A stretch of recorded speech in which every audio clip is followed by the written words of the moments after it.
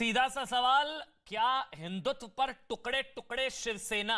क्योंकि एकनाथ शिंदे नाराज है कि हिंदुत्व से समझौता नहीं किया जाएगा। ये हम सच्चे शिवसैनिक हैं और ये उद्धव जी का अग्निपथ है। क्या अग्निपथ? उद्धव जी का अग्निपथ। अमिताभ जी आप बोलिए, ये आपको लग रहा है कि मतलब जो एमएलसी में जो हुआ, जो 28 वोट ऊपर पड़ गए थे बीजेपी को, जो 5 बार जीत नहीं सकता था, और राज्यसभा चुनाव, ये वहीं पर खेला शुरू हो गया था? तभी समझ में आ गया था कि कुछ खेल चल रहा है। देखिए, बहुत बड़ी उपलब्धि थी बीजेपी और उनके रणनीतिकारों की। सबसे बड़ी बात यह थी कि जब 5वीं सीट जो विधान परिषद की थी वो बीजेपी का जीतना, उनके पास 0 वोट थे। अमन, उनका 0 वोट थे और 28 वोट मिले हैं और वो पूरी की पूरी एक विधान परिषद की सीट जीत गई। राज्यसभा में एक एक्स्ट्रा सीट जीतना। ये 28 के 28 शिवसेना वाले थे, शिवसेना के भी थे, कुछ निर्दलीय थे, कुछ क्रॉस वोटिंग थी। एनसीपी के भी लोग बता रहे हैं कि एनसीपी के लोग भी थे।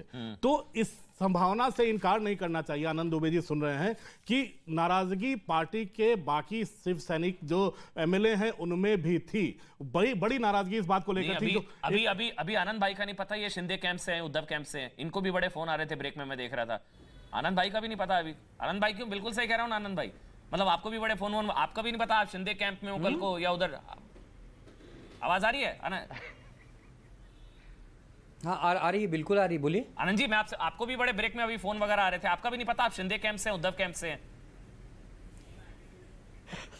सर, मैं आदरणीय उद्धव ठाकरे जी के और आदित्य ठाकरे जी के नेतृत्व वाली शिवसेना का एक साधारण सा कार्यकर्ता हूं और पार्टी का प्रवक्ता हूं। तो अब इसके लिए मैं सर्टिफिकेट अभी नहीं बनवाया हूं, अगर आप कहेंगे तो भविष्य में लेकर आऊंगा।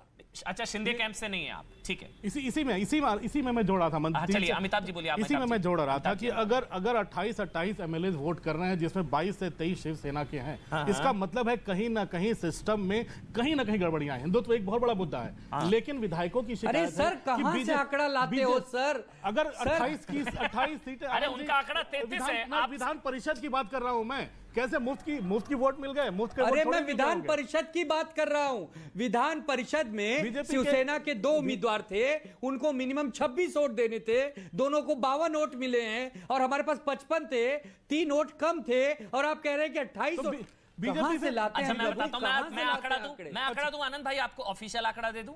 मैं दे देता हूं। बीजेपी के वोट थे 106 और वोट कितने मिले? 133। तो 106 माइनस 133 कहां से आ गए? शिवसेना के थे। अरे सरकार तो क्या शिवसेना के थे? शिवसेना के पास 54 वोट, 55 वोट थे। 55 में से 52 तो हमारे आदमी को पड़ गए, बचे 3 वोट। अच्छा चलिए, एक सवाल का जवाब दे दीजिए फिर। आज जो इमरजेंसी बैठक बुलाई, 55 में से कितने प्रकट हुए? 22 आए। तो 33 कहां गए? 33 नॉट बाकी रीचेबल है। बंधक बने हुए हैं गुजरात में, गुजरात पुलिस की सुरक्षा में बंधक बने हुए हैं। ये वहां गए? हमारे विधायक बंधक हैं। उनके परिवार के लोग एफआईआर कर रहे हैं, उनके परिवार के लोग एफआईआर कर रहे हैं। अच्छा, वो बंधक है, वहां गए क्यों ये? एकनाथ शिंदे जी ले गए।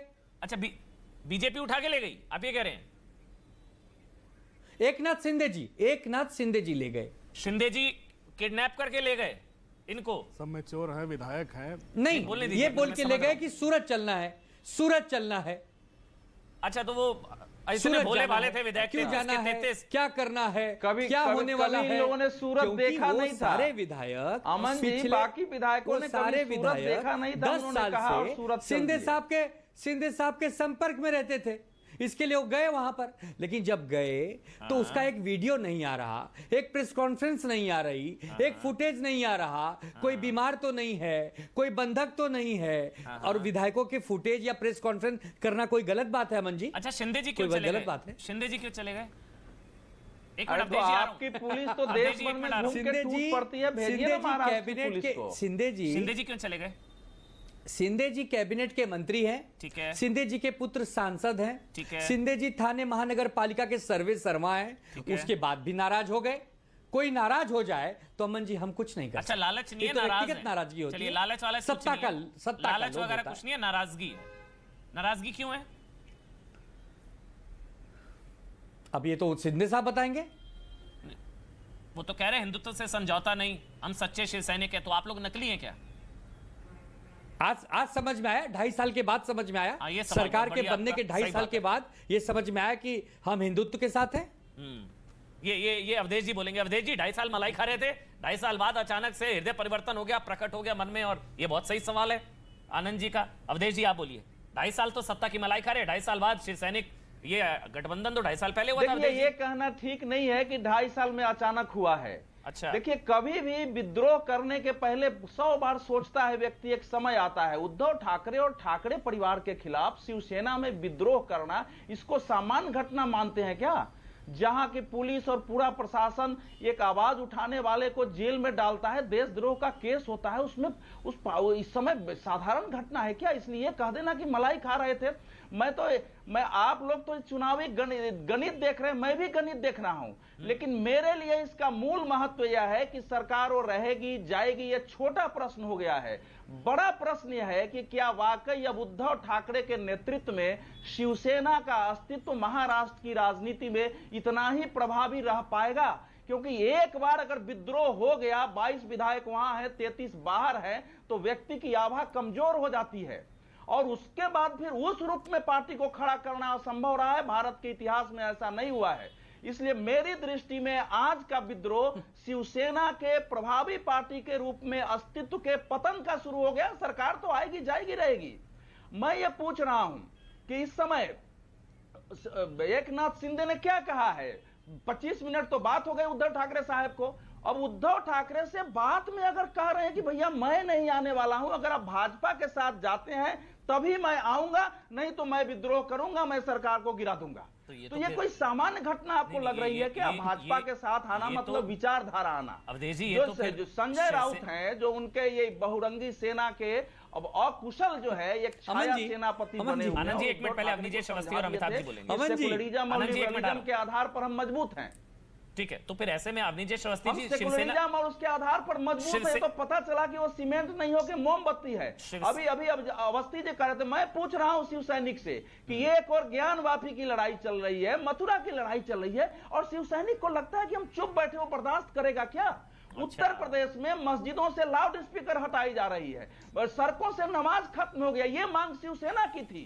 तो आप समझते हैं कि शिवसेना वहां बर्दाश्त कर रहेगी? मतलब ये कोई सामान्य विद्रोह नहीं है, सत्ता का भी हो सकता है, लेकिन सत्ता से बड़ा विद्रोह है और शिवसेना के अस्तित्व पर सबसे बड़ी चोट है। और मैं एक पत्रकार के रूप में आपके घोषणा करता हूं, अब शिवसेना आने वाले चुनाव में इस रूप में कम से कम कुछ चुनावों तक तो खड़ी नहीं हो सकती है। ये बहुत बड़ा धक्का है। चलिए ठीक है, अब अवनीश अवस्थी जी, अब आप बोलिए। अवनीश अवस्थी, मतलब इमेज बहुत डेंट हो गई है, ज्ञानवापी, काशी, मथुरा, लाउड स्पीकर और ये सारे विवाद हुए, उसमें शिवसेना का पाला थोड़ा सेकुलर साइड वाला था, सो कॉल्ड सेकुलर, छद्म धर्मनिरपेक्ष। बोलिए अमन, आपने शुरुआत में एक सवाल पूछा था कि पिछली बार आपने शौर्य दिवस 6 दिसंबर को कब मनाया था? शिवसेना वो तो अलायंस के बाद कहां बन पाएगा? सत्ता के लिए लड़ने वाली नहीं थी, बिल्कुल साफ बिना किसी हिचक और संकोच के हिंदुत्व की बात करने वाली, बाबरी मस्जिद को गिराने का अपने श्रेय लेने वाली, बिना किसी इफ एंड बट के सेकुलर नहीं, वो कहते हैं हम हिंदुत्ववादी पार्टी। ऐसी पार्टी का वो शिव सैनिक मैंने रोते हुए देखा है, हजारों शिव सैनिकों को, जिस दिन ये कहा गया कि मैं राहुल गांधी हूं, सावरकर नहीं हूं। जब सावरकर को गद्दार कहा गया, मुझे मालूम है कि शिव सैनिक के भीतर क्या आग लगी थी।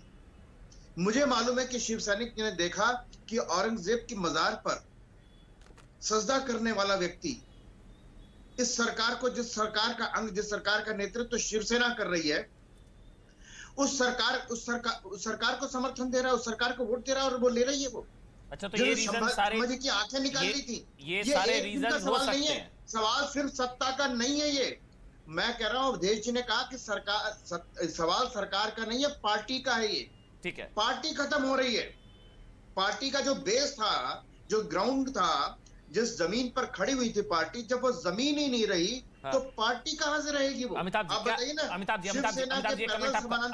पहचान भी खत्म हो रही है, पार्टी भी खत्म हो रही है, तो एक रास्ता वो जो अभी ऑफर दिया शिंदे जी ने कि बीजेपी के साथ अलायंस कर लो, इसके कितने चांसेस आपको लगते हैं? देखिए, मुझे नहीं लगता उद्धव मानेंगे, क्योंकि दो चीज है। एकनाथ शिंदे अलग, आनंद जी आ रहा हूं, हाँ, बोलिए आप। एकनाथ शिंदे अलग हुए, अमन, उससे 3 चीजें साफ है। छगन भुजबल पार्टी से अलग हुए थे, बाला साहब ठाकरे से, लेकिन शिवसेना का प्रभाव कम नहीं हुआ था। नारायण राणे अलग हुए, शिवसेना का प्रभाव कम नहीं हुआ। लेकिन इस बार पहली बार, मैं पहले भी कहा कि एकनाथ शिंदे गए हैं, साथ उनके एमएलए भी गए हैं, 2 दर्जन से ज्यादा एमएलए उनके साथ वहां मौजूद हैं। अगर हम माने सूत्रों की तो 37 एमएलए वहां पर मौजूद हैं। ये सबसे बड़ा झटका है शिवसेना के लिए, क्योंकि अपने एमएलए का अगर आला कमान से डर खत्म हो रहा है, वहां जा रहे हैं। क्योंकि बीजेपी की बात कर रहे हैं आनंद जी, बीजेपी इस बार वेट एंड वॉच की पॉलिसी में है। देवेंद्र जी भी इस बार बुरी तरह से खामोश हैं, एक बयान अभी तक नहीं आया है, न सूरत से न दिल्ली से। शिवसेना के भीतर जो इंटरनल कॉन्ट्रडिक्शन है, उसके ऊपर पूरा का पूरा ध्यान है। शिवसेना के विधायक अलग होते हैं तभी कुछ होगा, आगे की बात। देखिए, ऐसा होता है जब अलायंस होता है, शायद संभवतः आप ज्यादा एक्सपीरियंस है, लेकिन आनंद जी करना चाहता हूं मैं 1 मिनट। अच्छा अवधेश जी आप बोल लीजिए आप अवधेश जी, मैं फहमीदा जी और आनंद जी के पास जाना है, आप बोल लीजिए। मैं ये कह रहा हूं कि देखिए,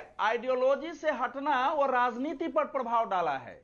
इस समय महाराष्ट्र में शिवसैनिकों का असंतोष यह है कि इस पार्टी से, देखिए कांग्रेस तो इस समय काट के उल्लू की तरह है, उसको कोई लाभ नहीं हुआ। इस सरकार को शरद पवार चला रहे हैं, वो एक सुपर मुख्यमंत्री की तरह है। संजय राउत ने उद्धव ठाकरे को समझा दिया, क्योंकि जब विचारधारा आपकी नहीं रहती है, सरकार चलाना होता है, तो आपने शरद पवार को पकड़ा कि किसी ढंग से सरकार चले। तो अब क्या हुआ है कि शिव सैनिकों में जो संजय राउत के थोड़े बहुत करीबी हैं, उनको तो सत्ता का लाभ मिल गया, पूरा लाभ एनसीपी को मिला है इस सत्ता का।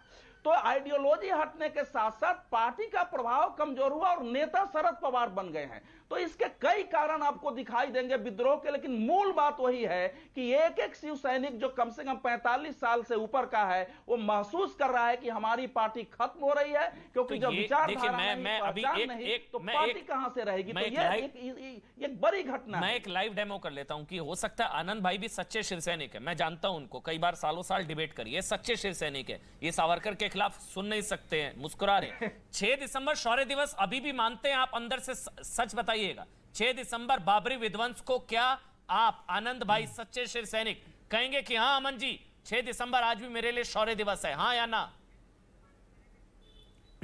आदरणीय बाला साहब ठाकरे जी ने कहा कि यदि शिव सैनिकों ने बाबरी को ढाया है, ढांचा गिराया है, तो मुझे इसका अभिमान है, मुझे इसका गर्व है। ठीक है, अब इसको रिकॉर्ड करके आप कहें तो यूट्यूब पे डाल दूं, ठीक है, आपके चैनल पे भी लाइव बोल ही रहा हूं।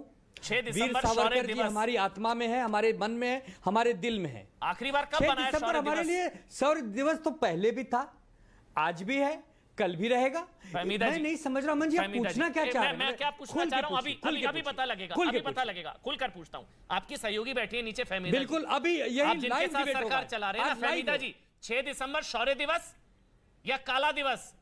6 दिसंबर बाबरी विध्वंस शौर्य दिवस या काला दिवस? फहमीदा जी अभी पता लग जाएगा। फहमीदा जी बोलिए। आपने आनंद दुबे जी को फंसा दिया। नहीं, अभी पता लगेगा। फहमीदा जी बोलिए। अभी लाइव बोलूंगा, अभी लाइव ऑडियो मैम अनम्यूट कर दीजिए फहमीदा जी, शायद आप स्काइप पर आप म्यूट कर लिया आपने। हाँ, अनम्यूट कर दीजिए फहमीदा जी। सर। हाँ फहमीदा जी, अब आवाज आ रही है आपकी। 6 दिसंबर शौर्य दिवस या काला दिवस? अमन जी मुझे एक बात बताइए, आज बीजेपी 6 दिसंबर शौर्य दिवस या काला दिवस? मैं आगे नहीं बढ़ूंगा। मेरी बात पूरी सुनिए पहले। नहीं, पहले बताइए 6 दिसंबर शौर्य दिवस या काला दिवस? आप मेरी बात सुनिए पहले। 6 दिसंबर शौर्य दिवस या काला दिवस? 6 दिसंबर शौर्य दिवस या काला दिवस? नहीं, पीडीपी के साथ में सत्ता किसने स्थापन की? ठीक है, तो आप लोगों का अलायंस पीडीपी बीजेपी वाला है, आप पीडीपी है इसमें। मेरे को रूपरेखा बताइए, हिंदुत्व की रूपरेखा क्या है, उसका सर्टिफिकेट। आनंद जी बुलवा दीजिए, अब बताइए। ये आपके सहयोगी है ना, ये आपके सहयोगी है। एक और लाइव डेमो लो अभी। सावरकर कौन? फहमीदा जी सावरकर कौन? साबित करना पड़ेगा। फहमीदा जी सावरकर कौन? माफी वीर या वीर? मेरी बात सुनते नहीं है, मुझे बोलने देते नहीं है। अमन जी मैं आपको वही बोल रही कि बीजेपी हिंदुत्व का मुद्दा लेके चल रही है, तो पीडीपी के साथ सरकार बनाई, जब हिंदुत्व का मुद्दा कहाँ था उनका? कश्मीर में सत्ता के लिए कुछ भी कर सकती है पीडीपी के साथ में, वहाँ उन्होंने सत्ता बना दी। आज हिंदुत्व का सर्टिफिकेट कहाँ से मिलेगा? बर्थ सर्टिफिकेट हमको बीएमसी से मिलता है, हिंदुत्व का सर्टिफिकेट कहाँ से मिलेगा? जेल में भी डाल दिया। फहमीदा जी एक मिनट, अवनी जी हम सीखेंगे नहीं, एक एक करके आराम से बोलने दीजिए। पीडीपी का साथ लिया ना, चलिए बोलिए और बोल दीजिए। 1 मिनट अवनी जी श्रवस्ती बीच में नहीं प्लीज सर, आपके पास आऊंगा सर, प्लीज एक एक करके बोलेंगे, बहुत टाइम है मेरे पास। फहमीदा जी आपने कंप्लीट कर लिया, मैं सवाल का जवाब देंगे आप? सावरकर माफी वीर या वीर? हमारे लिए तो सावरकर कभी भी वीर नहीं रहे, क्योंकि उन्होंने गांधी जी के साथ धोखा किया था। चलिए, वीर नहीं है सावरकर। आनंद जी ऐसे लोगों के साथ हैं, आपको बुरा लग रहा है, आप डिबेट में इनको चुप कराइए, बोलिए इनके खिलाफ। अमन जी, वीर सावरकर जिसका नाम ही है, आप लोग आपस में तय कर लीजिए वीर सावरकर जी के हर जन्म दिवस में है भाई, और उनके श्रद्धांजलि वाले दिवस दिन हम उनको श्रद्धा सुमन अर्पित करते हैं। ऐसे लोगों के साथ ऐसे वीर सावरकर का सम्मान पूरा भारत करता है, शिवसैनिक करते हैं। ये सम्मान है तो फहमीदा जी को बोलिए। फहमीदा जी आप गलत कह रही हैं, आप बोलिए ना, आप बात करिए, आपस में बात कराइए इनकी, बोलिए। आप उनसे बात करिए, आप उनसे, वो सावरकर को बुरा बोलेंगे, बात करिए, वो सावरकर के खिलाफ बोलेंगे, आपको बुरा नहीं लगेगा? आप तो सच्चे शिव सैनिक थे। वो कहाँ खिलाफ बोल रही है? वो बोल रहे हैं मेरी नजर में वीर नहीं है, वो माफी। अमन जी बिल्कुल खिलाफ अमन जी, वो बोल रही है मेरी नजर में वीर नहीं है, माफी। इनके नेता राहुल बोल रही, इनके खिलाफ नहीं बोल रही है अमन जी। अच्छा, जबरदस्ती अपने शब्द। अरे राहुल गांधी बोलते हैं माफी वीर, मैं सावरकर नहीं हूँ, माफी नहीं मांगूंगा। राहुल गांधी बोलते हैं, है ना उनके साथ अलायंस आपका? वो कांग्रेस से पूछिए। अरे अलायंस तो आप ही पार्टी के प्रवक्ता से पूछिए। अलायंस तो आप ही का है भाई। अरे भाई, वो कांग्रेस पार्टी के प्रवक्ता से पूछिए। यही स्टैंड डाइल्यूट हुआ है, आप समझ रहे हैं? उनकी खुद की पार्टी है। चलिए ठीक है, उनकी खुद की एक पार्टी है, हमारी खुद की एक पार्टी है। ठीक है। हम अपनी आइडियोलॉजी पे बात करेंगे। अच्छा, एक